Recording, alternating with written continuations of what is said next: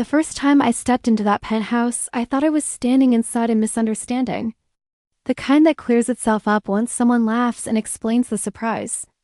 I remember pausing just past the doorway, my heels sinking into a thick cream rug, sunlight pouring in through floor-to-ceiling windows that overlooked half the city.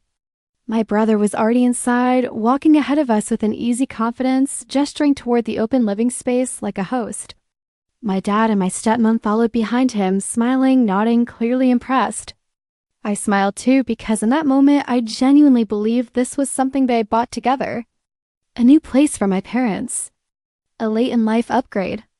I felt relief, even pride. After everything, I thought, at least this makes sense. My brother turned around, beaming, and said something about finally making it. About how the view alone was worth every cent. He talked about the bedrooms, the private elevator, the rooftop access. My stepmom laughed and squeezed his arm, telling him how proud she was. My dad stood quietly, hands in his pockets, eyes darting around the space with that look he always had when he thought he'd done something right. It still didn't register. Not until my brother clapped his hands together and said, "Welcome to my place." That was when the air shifted. I felt it before I understood it. The words landed and my chest tightened in a way that didn't match the moment.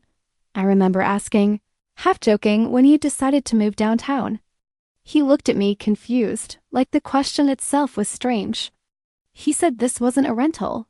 He said this was his. Paid for. A gift. My stepmom added that it was a fresh start for him, that he deserved it after all his hard work. My dad nodded. No one looked at me when they said it. No one noticed the way my smile froze. I asked carefully how. Not because I doubted the possibility, but because something about the timing felt wrong. My brother shrugged and said Dad handled it. That was when my dad finally looked at me. He said it plainly, like it was obvious, like I should have known. He said the inheritance. He said it had been sitting there anyway. He said your grandfather would have wanted this for family. The words inheritance and grandfather echoed in my head, loud and disorienting. That money had a name in my mind. It had a history. It was not abstract. It was something my grandfather had talked to me about when he was still strong enough to sit up in bed and argue about the stock market. It was something he had been clear about. It was for me. He had said it more than once. He had said it in front of my dad. I felt my throat close as the room blurred slightly. My stepmom started explaining too quickly about how my brother needed stability, how real estate was a smart investment, how I was doing fine anyway. She said it wasn't like I was struggling. She said this was temporary, flexible family money. Every word felt like it was peeling something off me. I asked when this had happened. My dad said months ago. He said the paperwork was already done. He said it wasn't something that needed discussion because he was the guardian of the account. He said he had done what he thought was best. I stood there, surrounded by marble countertops and designer furniture, feeling smaller than I had in years. I thought of my grandfather's hands, the way they shook when he signed anything toward the end. How deliberate he had been when he talked about leaving something just for me.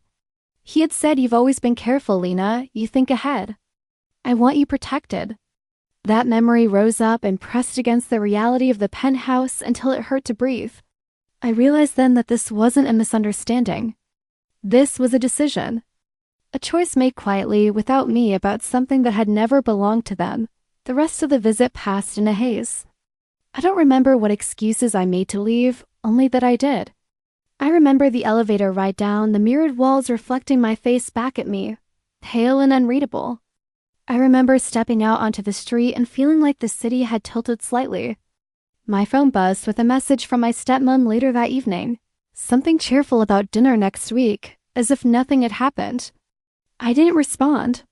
I went home and sat on my bed, staring at the wall, replaying the moment my dad said the inheritance as if it were a shared resource instead of a promise. That night, I barely slept. I kept thinking about how easily it had been done. How paperwork and authority and silence had worked together to erase me from the equation. I thought about all the times my brother had been prioritized without explanation, how it had always been framed as temporary, circumstantial. I had told myself I was imagining it, that I was just more independent, less needy. Lying there, I understood something I hadn't wanted to see before. Independence had been convenient for them. My lack of demand had been permissioned out by morning. The shock had settled into something colder and more focused. I pulled up old emails, scanned documents I had saved without knowing why. I reread messages from my grandfather, short and practical, about accounts and intentions. The clarity was brutal. This wasn't a mistake. It wasn't about helping my brother. It was about who they believed mattered more. And for the first time, I allowed myself to feel the full weight of that truth without trying to soften it. I didn't call my dad. I didn't confront my stepmom. I knew instinctively that explanations would come wrapped in the same language of family and sacrifice that had already been used to justify everything. Instead, I sat with the realization that something fundamental had shifted. The inheritance had been the symbol, but the breach was deeper. It was about trust, about agency, about being seen as someone whose future deserved protection too. As the day went on, one thought kept returning, steady and insistent. If they could do this without telling me, then the story I thought I was part of had never really included me at all. Asterisk, I waited 2 days before I went back to my dad. Not because I needed time to calm down, but because I needed time to hear myself clearly over the noise they would inevitably create. In those 48 hours, I moved through my life like everything was normal. I went to work. I answered emails. I smiled at colleagues. I sat in meetings and watched numbers move across screens, the usual language of stability. But underneath it, something stayed taut, like a wire pulled tight. Every time I thought about that penthouse, my chest tightened again, not with jealousy, but with the sickening awareness of how easily my future had been treated as optional. On the third night, I drove to my dad's house and sat in my car for a full minute before going in. The porch light was on. The curtains were half open. I could see movement inside. I walked up, knocked, and when my stepmom opened the door, she smiled too brightly, like she had already decided how this conversation would go. She stepped aside to let me in, and the warm smell of dinner hit me. The familiar comfort of a home that suddenly didn't feel like mine. My dad was in the living room. Watching TV, he kneaded when he saw me and stood up slowly, like he could sense the seriousness in my posture. I didn't sit down. I told him I needed to talk privately. My stepmom lingered near the hallway, pretending to tidy something, listening anyway. I looked at my dad and asked him to tell me exactly what he did with my grandfather's money. He sighed in a way that made my stomach drop, not because he was guilty, but because he was annoyed. He said it was handled. He said it was for the family. He said my brother needed a head start. He said I was successful and stable, and that was proof I didn't need it. Then he added the line that made everything crystal clear. He said he knew I would understand eventually. I asked him why he didn't tell me. He said there was no reason to upset me when the decision was already made. He said paperwork was complicated and he didn't want to burden me. My stepmom stepped in then, voice smooth and patronizing, saying that I should be proud of how far my brother had come, and that I was making this about money when it was really about families supporting each other. She said my grandfather would have wanted everyone taken care of. I felt my hands go cold. I told them my grandfather had been clear. I told them he said that inheritance was mine not because he loved the family less, but because he trusted me and wanted me protected. My stepmom's expression tightened. She said I was remembering it wrong. She said older people say things all the time. She said I should stop clinging to words and focus on what was practical. My dad stayed quiet while she spoke, and that silence told me more than her words. It told me that whatever my grandfather intended had been overwritten by what was convenient for their household. I asked my dad if he had any documentation that proved my grandfather changed his mind. My dad said it wasn't about changing minds, it was about doing what needed to be done. He said he was the guardian. He said he had the authority. That was the moment my anger finally arrived. Not loud, not explosive, but sharp and controlled. I told him authority wasn't the same as permission. I told him the fact that he could do it legally didn't make it morally right. My stepmom scoffed and said morality doesn't pay bills. And then she added the second line that changed how I saw her forever. She said if I was truly family-minded, I would be happy that my money was helping the one who needed it. My money. She said it like a slip, like something she didn't mean to say out loud. I stared at her, then at my dad, and understood that in their minds, I was not a daughter whose future mattered. I was a resource that happened to have a name. I asked if my brother knew where the money came from. My stepmom said he didn't need to know the details. My dad said it was better that way because it would only make him feel guilty.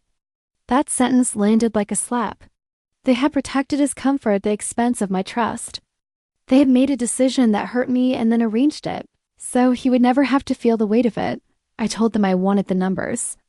I wanted the account statements. I wanted the transfer records. My dad's face hardened.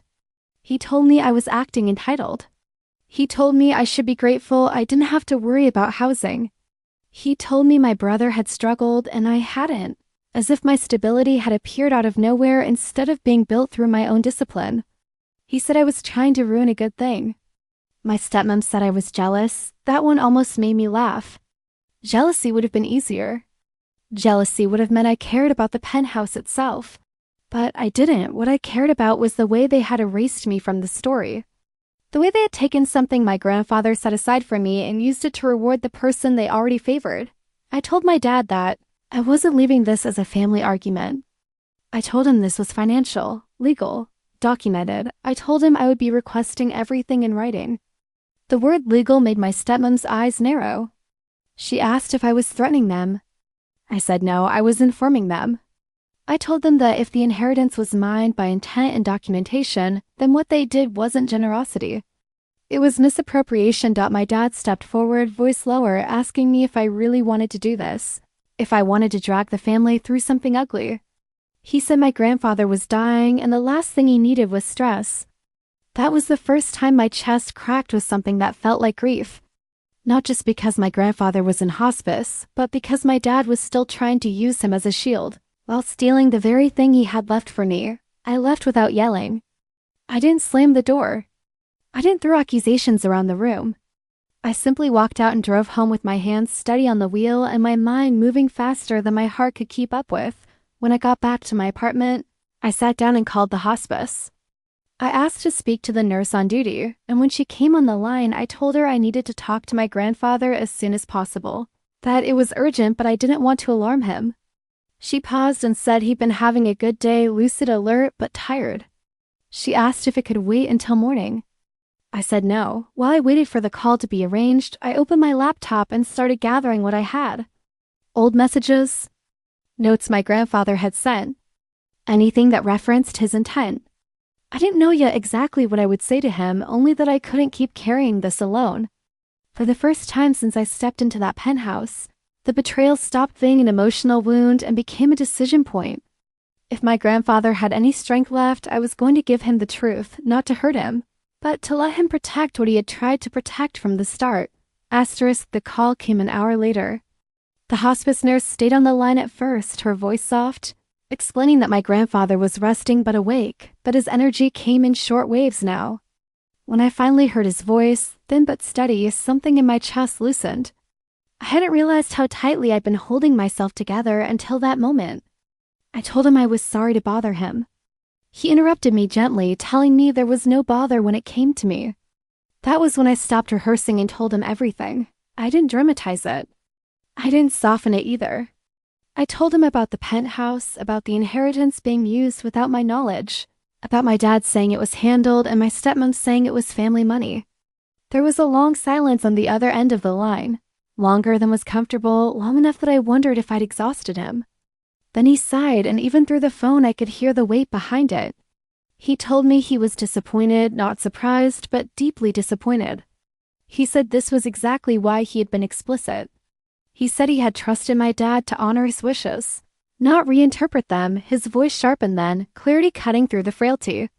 He asked me if I had documentation. I told him I did. He told me to send it to his attorney immediately. He said he would make a call in the morning, but then paused and said, no, make it tonight.